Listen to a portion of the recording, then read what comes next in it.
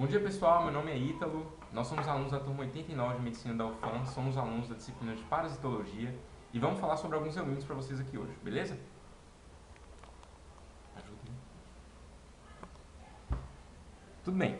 A nossa equipe ficou responsável por falar sobre o gênero Ascaris e esse gênero possui basicamente duas espécies, Ascaris lumbricoides e Ascaris sum.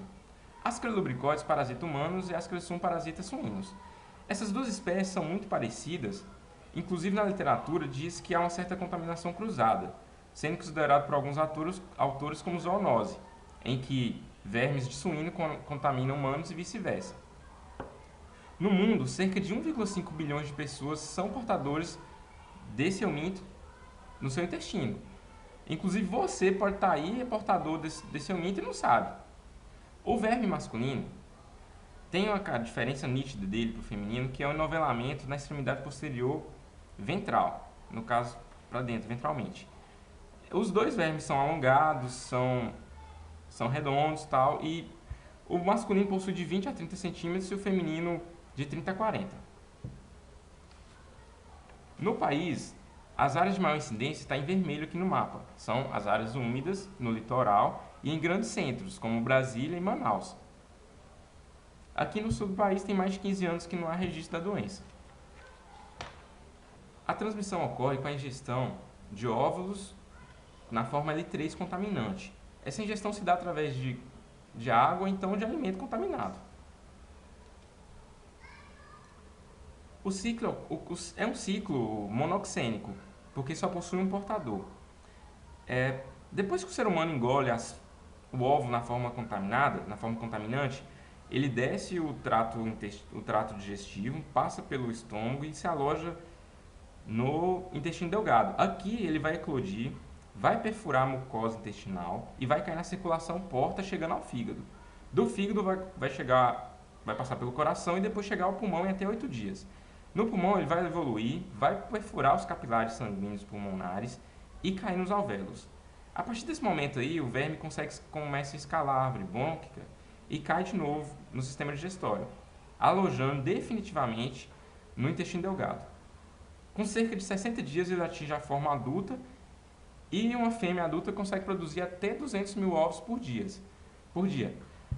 Esses ovos são eliminados pelas fezes e caem na terra, no caso, ou então na água.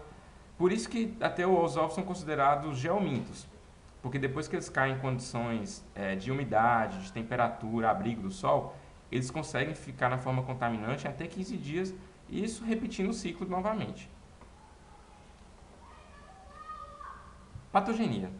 Os sintomas típicos dessa doença, da ascaridíase, são comuns em várias parasitologias, como subnutrição, esgotamento físico e mental, obstrução intestinal, urticária e convulsões.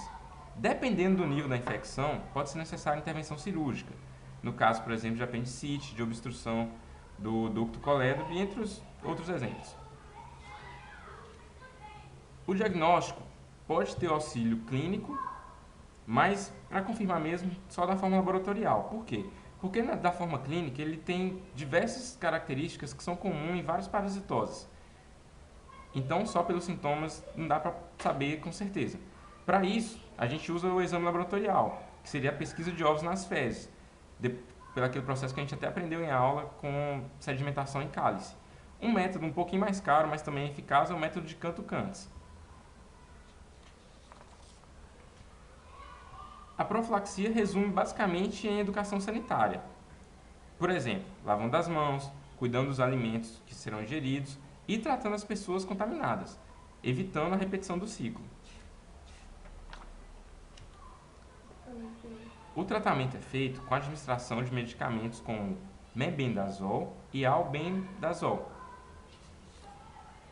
Então, beleza. Logo mais vou voltar para falar sobre os outros parasitas.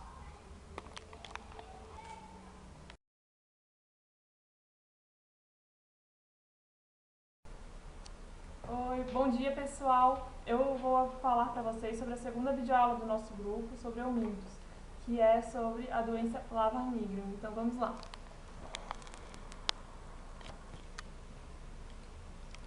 A doença larva migrans, ela pode ser cutânea, onde a espécie mais comum é o Ancylostoma brasiliense e o Ancylostoma canino, ou pode ser visceral, onde a espécie mais comum é o Toxocara canis, que vai ser o foco da apresentação.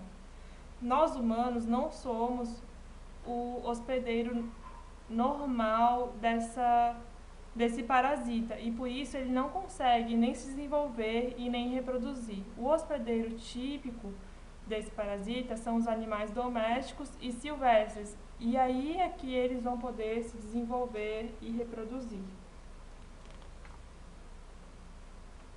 A transmissão da doença ocorre através da ingestão de ovos e larvas do parasita e é muito comum nas pessoas que têm grande intimidade com os animais domésticos. Então, o ciclo ocorre da seguinte forma: o animal doméstico ele faz suas necessidades e nós entramos em contatos, mesmo que indiretamente, através do agrado animal ou uma criança que vai brincar na caixinha de areia onde o animal costuma frequentar. E nós ingerimos esse material contaminado.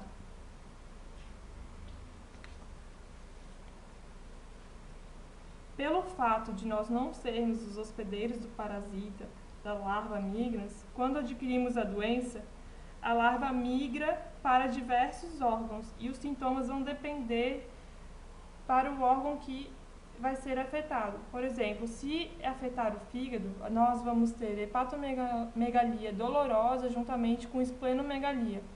Se afetar os pulmões, nós vamos apresentar febre, tosse e síndrome de Loeffler, onde ocorre o acúmulo de eosinófilos nos pulmões. Já se ela migrar para a ocular, pode ocorrer o deslocamento da retina e catarata. Se for no sistema nervoso, vamos ter cefaleia, ataques epileptiformes e distúrbios de comportamento. O diagnóstico clínico não é fácil de ser realizado por causa dessa diversidade de sintomas, mas associando-se com as alterações específicas dos órgãos e sanguíneas, juntamente com uma boa anamnese, é possível se obter o diagnóstico. Quando a larva migrans é ocular, ela pode ser observada no exame oftalmológico. E como os nossos eosinófilos combatentes da parasitose englobam a larva formando granulomas fibrosos, o diagnóstico pode ser auxiliado através das radiografias e tomografias, que podem ver esse granuloma fibroso. Também o diagnóstico também pode ser feito através da imunologia, pelo uso de anticorpos anti-Toxocara, que seria a espécie da doença. A prevenção é feita por meio de tratar os animais domésticos, incinerar suas fezes, proteger as caixinhas de areia e recolher os cães de rua. Se nós adquirirmos a doença, o tratamento é feito de duas formas. Se somos assintomáticos, o tratamento não é recomendado, pois o parasita se extinguirá espontaneamente, porque ele não se reproduz e ele não se desenvolve dentro de nós. Já se formos sintomáticos, o tratamento é medicamentoso, feito pelo albendazol e tiabendazol.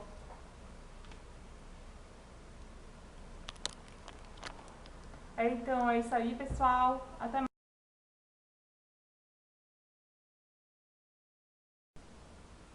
Bom dia, pessoal. Meu nome é Liliane e eu vou apresentar nossa última videoaula sobre eumintos. Eu vou falar sobre o verme Lagoloquilascaris.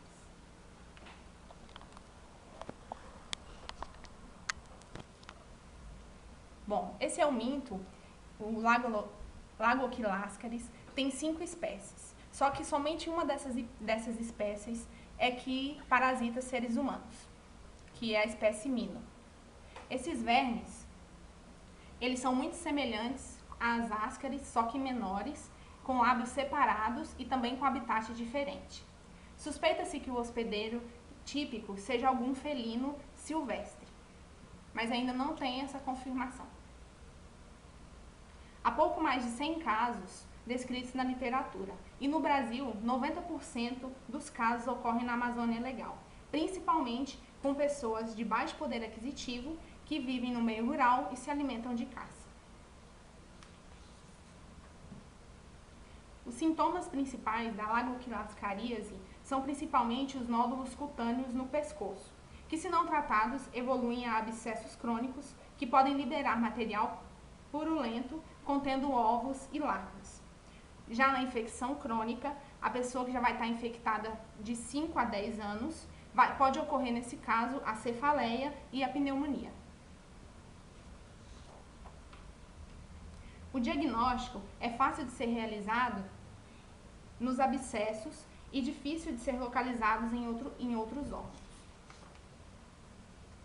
Para se evitar a contaminação com esse verme, deve-se cozinhar e assar bem a carne de caça. O tratamento é feito com medicamentos. No momento, não há um medicamento totalmente eficaz no tratamento da lagoquilascaríase, mas é utilizado o albendazol e o cambendazol.